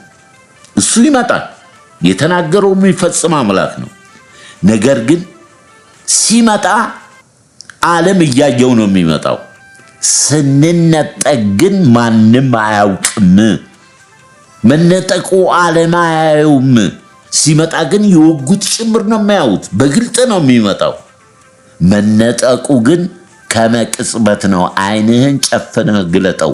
የለም ሰው የዚህ መለኮት ተካፋይ እንድትሆኑ ዛሬ ሕይወታችሁን ለክርስቶስ ኢየሱስ ስጡ። በቃ በማንም አቋራጭ መንገድ የለም። በቃ እኔ ሕይወት እውነት መንገድ ነኝ፣ ካለ እኔ በቀር ወደ አብ የሚመጣ ማንም የለም። 4 ነጥብ። በቃ ከነ ድካምህ ከነ አለማስተዋልህ ቢገባህም ባይገባህም ሞኝሁን ዛሬ ሞኝሁንና ጌታዊ በአንተ ፍቃድ፣ በአንተ መንፈስ፣ በአንተ እውነት፣ በአንተ መንገድ ወደ ጸጋ ዙፋን በክርስቶስ ኢየሱስ ደም ቀርባለሁ ብለህ ንስሐ ግቡ። ከመቅጽበት በክርስቶስ ደም በሕይወት መዝገብ ላይ ስማችሁ ይጻፋል። ከዛ በመጽሐፍ ቅዱስ ጥናት በቅዱሳን ኅብረት ዛሬ እንደተማርነው መንፈስ ቅዱስ ደግሞ በውስጣችሁ ያረጋግጣል። የማንም ሃይማኖት ተወካይ አትሆኑ፣ ደቀ መዝሙር ነው የምትሆኑ። በዚህ ዘመን ደቀ መዝሙር ማፍራት ነው ችግር የሆነው። ደቀ መዝሙር ሳይሆን አባላት የሚበዙበት ነው። አባላቱም ደግሞ ለአስራት ለገንዘብ እንጂ ለሕይወት አይደለም። እንጠንቀቅ። ይገለጣል፣ መጨረሻ ላይ ይገለጣል። ስለዚህ በማይመች አኳኋን ከማይሆኑ ጋር አንጠመድም። ለምን የፈለገውን እንዴ የሰማይ ከዋክብትን እኮ ይጥላል ሐሰተኛው ነቢያት። የዛን ጊዜ ሙልጭ ብለን ልንሄድ ነው? በፍጹም። ኢየሱስ በዚህ ነው በዛ ቢሏችሁ እንዳትወጡ ነው የተባልነው። መንፈስ ቅዱስ ካላረጋገጠልኝ ከዋክብትን እንኳን ቢጥል ይሄ ከጌታ ነው አልልም። ማረጋገጫ የቅዱሱ የእግዚአብሔር መንፈስ በውስጣችን አለ። አለበለዛማ መዳናችንም እንጠራጠራለን ማለት ነው። የሚጠራጠር ደግሞ ከእግዚአብሔር ዘንድ አንዳች ነገር አያገኝም። እምነት በመስማት መስማት የእግዚአብሔር ቃል ቅዱሱ መንፈስ ቅዱስ ያስተምራል። ስለዚህ ቅዱሳኖች አጭር ጸሎት እናድርግ። ሕይወታችሁን ለጌታ የምትሰጡ ሞኝ ሆናችሁ በዚህ በስብከት በሞኝነት እኔ ደካማ ነኝ፣ የደረሰልኝ ራሱ ጌታ ነው የደረሰልኝ። አልጥልም፣ አልተውም፣ እኔ ካንተ ጋር ነኝ በርታ ብሎኝ ከዛሬ 45 ዓመት በፊት ጌታ በባህር ላይ ሜዲትራንያ ባህር ላይ ስደት በበዛበት ክህደት በበዛበት በኮሙኒስቱ ዘመን እግዚአብሔር የለም እከሌ ይውደም እርገሙ ሲባል አንረግምም ብለን ብዙዎች ተሰደው ብዙዎች ታስረው በዛን ጊዜ የነበረ መንፈስ ቅዱስ በልጆች ውስጥ አለ። ራሱን ያለ ምስክር አልተውም። ጌታ አለን፣ በሕይወት እንኖራለን፣ የጌታን ክብር እንናገራለን። ስለዚህ ሕይወታችሁን የምትሰጡ አጭር ጸሎት አብረን እናድርግ። የዘላለም አምላክ ቅዱስ እግዚአብሔር አባት ሆይ ስለ ሕያው ቃልህ አመሰግናለሁ። ቃልህ ሕያው ነው፣ 2 አፍ ያለው ሰይፍ ነው፣ ይሰራል፣ ቅልጥምንም አንጀትንም ወደ ውስጥ ዘልቆ ቆሻሻ የሆነውን አንተም ማትወደውን ነገር ሁሉ ያስወግዳል። እግዚአብሔር አባት ሆይ በዚህ ቀን በክብር በክርስቶስ ኢየሱስ ደም ኃጢአቴን፣ በደሌን፣ መተላለፌን በእጆቼ አሳልፌ እሰጣለሁ። በእኔ ምትክ በሞተው በተቀበረው በሦስተኛው ቀን በተነሳው ባረገው ዳግም በክብር በሚመለሰው በክርስቶስ ኢየሱስ ስም ነፍሴን ዛሬ ዓለምን ክጄ ሰይጣንን ክጄ ራሴን ክጄ ሙሉ ለሙሉ በዘላለማዊ እጆች ላይ ነፍሴን አሳልፌ እሰጣለሁ። ልጅ አድርገህ ተቀበለኝ። በሕይወት መዝገብ ላይ ስሜን ጻፍልኝ። ጸሎት አስተምረኝ፣ ቃል አስተምረኝ። ከቅዱሳን ጋር ኅብረት እንዳደርግ ምራኝ። ልጅህ አድርገህ ስለተቀበልከኝ በክብር በክርስቶስ ኢየሱስ ስም አመሰግናለሁ። ስላንተ እንድመሰክር የድፍረትን መንፈስ ስጠኝ ጌታ ሆይ። ስለዚህ ቀን ስለዚህ ሰዓት በአዲስ ኪዳኑ ደም ቃል ገብቻለሁ። ልጅ አድርገህ ስለተቀበልከኝ አመሰግናለሁ። በክብር በክርስቶስ ኢየሱስ ስም አሜን። ጌታ ዘመናችሁን ይባርክ። መጽሐፍ እንደሚል ለፍጥረታዊ ሰው ሞኝነት ነው፣ ለሚያምኑት ግን የእግዚአብሔር ኃይል ለማዳን ነው። ይሄ ነው ንስሐ ማለት ይሄ ነው። አሁን እናንተ የክርስቶስ ደቀ መዝሙር እንጂ የማንም ድርጅት አባል አይደላችሁ። ነገር ግን በሐዋርያትና በነቢያት መሰረት ላይ በተመሰረተች በክርስቶስ ኢየሱስ ወንጌል የሚሰበክበት ቤተክርስቲያን ሂዱ። ጌታን ተከተል። ጥምቀት፣ ስለ መንፈስ ቅዱስ ያስተምራሉ። ሼም አይደለም። ተያዙ፣ በቤተክርስቲያን ተያዙ። ከቅዱሳን ጋር ኅብረት አድርጉ። ጌታ ኢየሱስ ዘመናችሁን ይባርክ።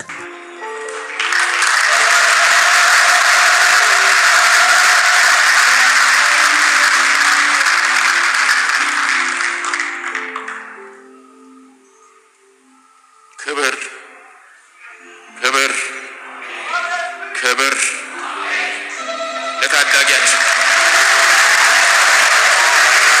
በላይ በሰማይ በታች በምድር ክብር ለረጃችን፣ ክብር ለደጋፊያችን። ክብር ክቡር ኃያል ክቡር ለዘላለም የምትኖር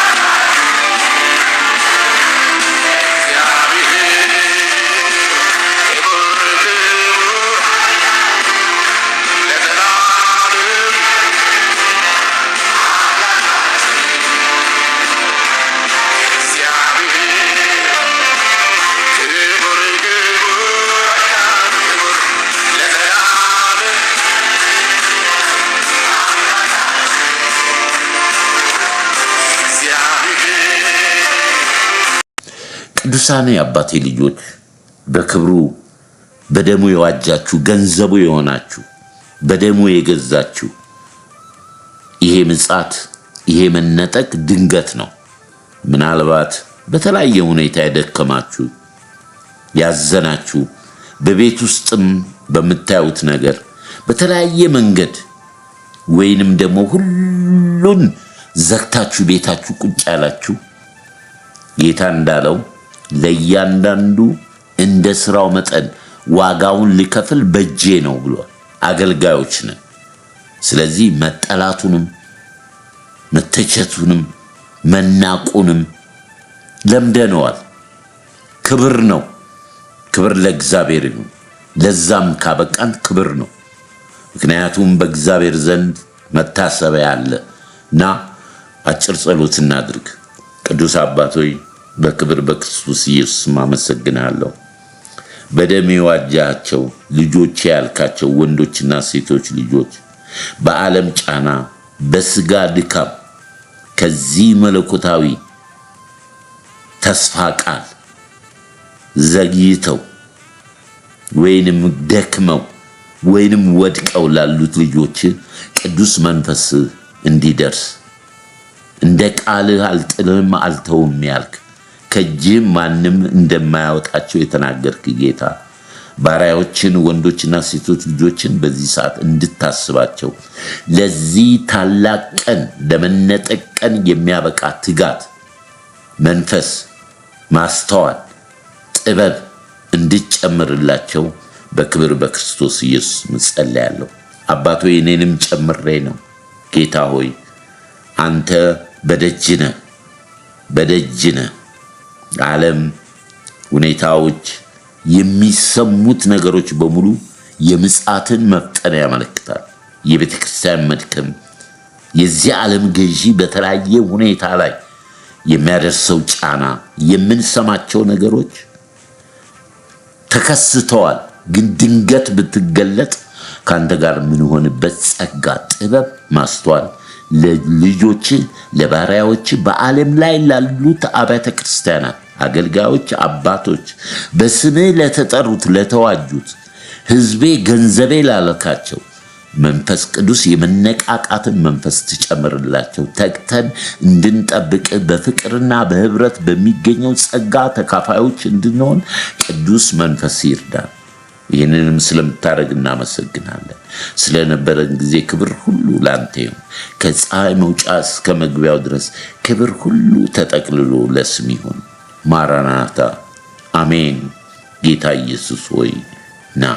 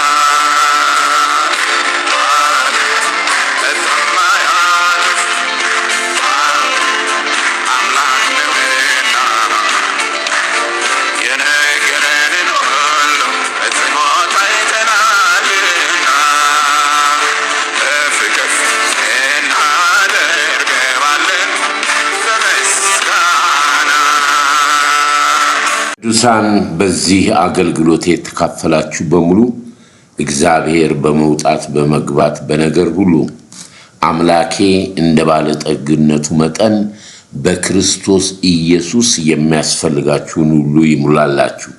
ሕይወት ለሰጠን ጌታ ሕይወታችንን ለሌሎች ሼር ለማድረግ ለማካፈል ይህን ድንቅ የሆነ ነገር አብራችሁን ሁሉ ጊዜ የምታገለግሉ ከብዛት አይደለም ከጥራት ነው።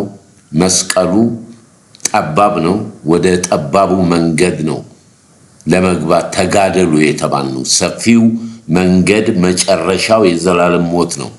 የምንከተለው እረኛችንን ነው። ይህንን ደግሞ ለሌሎች ሼር በማድረግ ይህንን በረከት ጸጋ ተካፈሉ።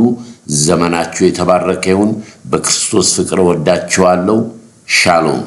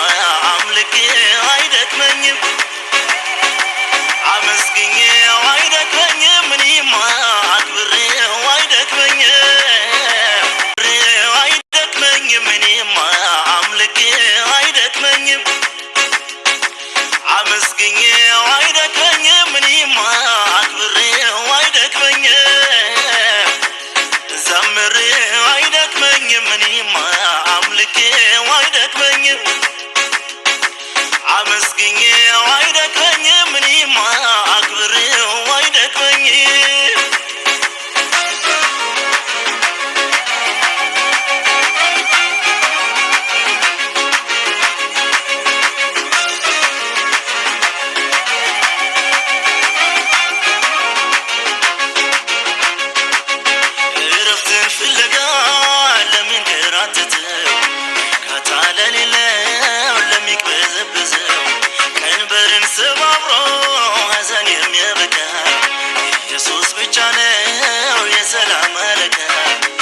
መሻት ኢየሱስ ነው የኔ ጥማት ኢየሱስ ነው